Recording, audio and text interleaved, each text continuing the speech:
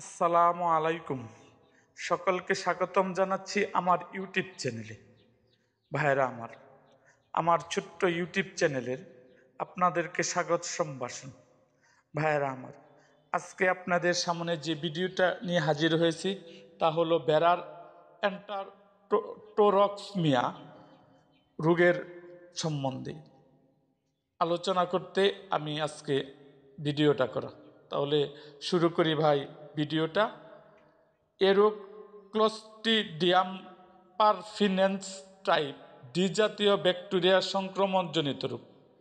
এ রোগে আক্রান্ত বেড়ার কিডনি নরম, থলথলে ও ফুলে যায়। বেড়াকে অধিক পরিমাণে দানাদার খাদ্য প্রদান করলে ক্ষুদ্রান্তে বিদ্যমান এ সকল জীবাণু অতি দ্রুত বংশবৃদ্ধি করে এবং এক ধরনের টক্সিন তৈরি করে, যার প্রভাবে বেড়ার লক্ষণ প্রকাশে আগেই মারা যায়। রোগের লক্ষণ: সাধারণ কোনো লক্ষণ প্রকাশের আগে বেড়া মারা যেতে পারে। বেড়ার পেটে প্রচণ্ড ব্যথা হয়, ফলে বেড়া মাটিতে শুয়ে পা ছড়াছড়ি করে। গায়ের তাপমাত্রা কমে যায়। আক্রান্ত পশুর শ্বাস প্রশ্বাসের হার বেড়ে যেতে পারে। পাতলা পায়খানা হয়, দুর্বল হয়ে যায় এবং অল্প সময়ের মধ্যেই মারা যায়।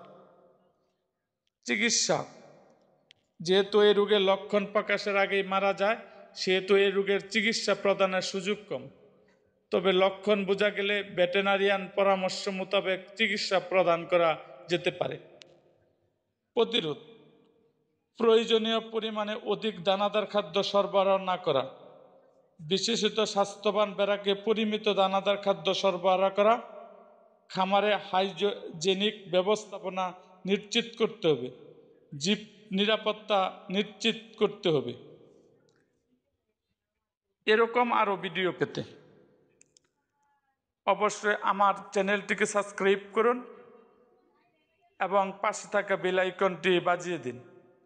আর অবশ্যই চ্যানেলটিকে শেয়ার করুন, কমেন্ট করুন। তো আজ এই পর্যন্তই। দেখা হবে আমার অন্য কোনো ভিডিওতে।